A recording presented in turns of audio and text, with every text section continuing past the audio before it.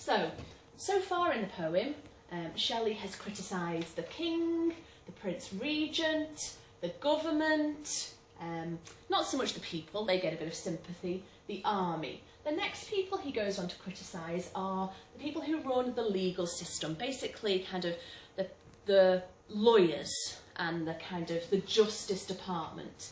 And he describes their laws, the laws that were passed at the time, as golden and sanguine. Golden and sanguine laws which tempt and slay. Sanguine is a difficult word. It means optimistic or positive, especially in an apparently bad or difficult situation. So Shelley's kind of being a little bit sarcastic here. He's saying these laws, which are passed, yes, in a very, very bad or difficult situation, are optimistic. Well, they are, but not for the man on the street. These laws are optimistic for the people who make the laws. So they made laws that they needed to carry on their very nice and very comfortable kind of standard of living. One of the main laws that they kind of took away was this one, the Habeas Corpus Act. Okay, so this is a law that's still celebrated today. We still have it because it's considered so vital and so important to kind of each person's human rights. And this is the law which kind of protects us from being imprisoned without charge or without trial. So the government of the time, when Shelley was writing, said, you know what, this is such a bad situation that we're going to take away that. So guess what, if you protest about poverty or injustice, we're going to be able to put you away, you won't need a trial, you won't need to be charged with anything, we'll just keep you away, keep you quiet, out of trouble.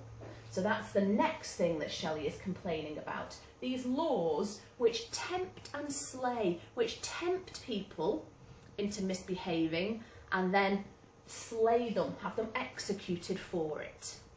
Okay, after that, the next thing that Shelley attacks is religion. Now, Shelley was an atheist, granted, but his problem is not religion as a whole, it's organised religion. He's saying the religion of the time is Christless and godless. It's not based on Bible values, it's based on power.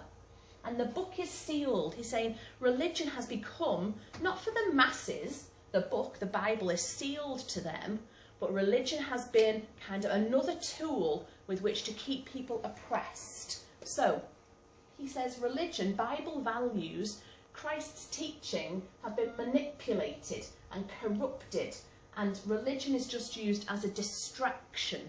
I've called it here, whoops, an opium for the masses. It's used as a drug almost to keep people kind of accepting the situation they're in, just keep with the promise of like a better life afterwards. So religion has become Christless and godless, almost sort of evil in Shelley's opinion. And then the final thing that he criticises is a Senate. So by Senate here, he means Parliament. Senate is in the American Parliament, that's how it's used. So a Senate times worst statute unrepealed. What is this worst statute, the worst crime he's talking about?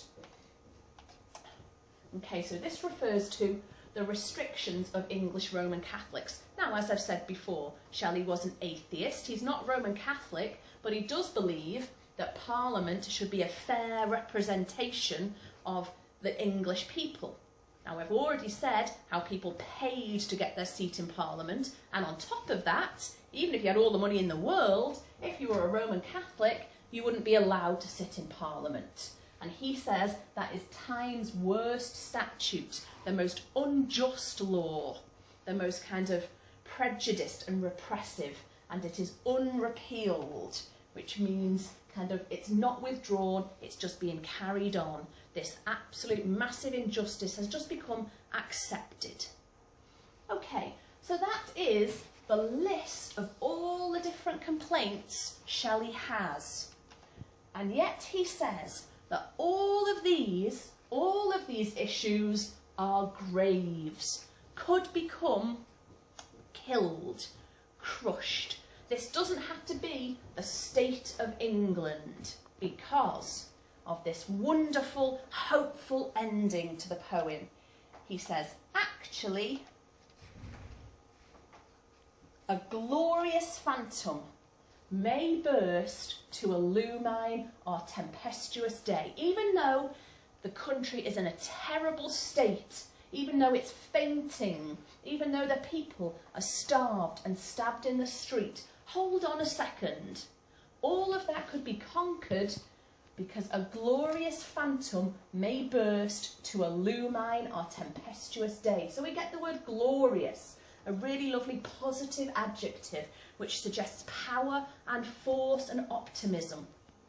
This phantom is weird. It sounds like a ghost jumping out of a grave, but it's a word that's echoed in The Mask of Anarchy and many other of his political poems, and it represents, or it symbolises, the spirit of change. He wants that spirit of change to leap out of all of the bad things that have happened, so they provoke, they create this spirit of rebellion or revolt. And then the modal verb, which suggests a sense of hope. A glorious phantom may burst, might burst. It suggests quite a small glimmer of hope, but a definite one. And the word burst is really important. Foregrounded at the beginning of the line suggests energy and vigour. Even though the people are repressed and oppressed, this shape, this spirit of rebellion could burst forth at any moment. And when it does, it's going to illumine. It's a difficult word, and we would normally say like illuminate, to light up, to bring light to our tempestuous day. So the country at the moment is in a tempestuous state, which suggests kind of it's difficult, it's a storm, it's chaotic, it's unpleasant, but this spirit, this phantom, will burst forth to change all of that. As soon as the people start to accept this spirit of change, this revolution, then the tempestuous day will be illuminated and calmed. So the poem ends on a contradictory epigram. An epigram is like a little ending or summary, and it contradicts the spirit of despair and kind of misery in the rest of it. Really important that Shelley chooses to end on that, to leave a nice positive sense with his reader.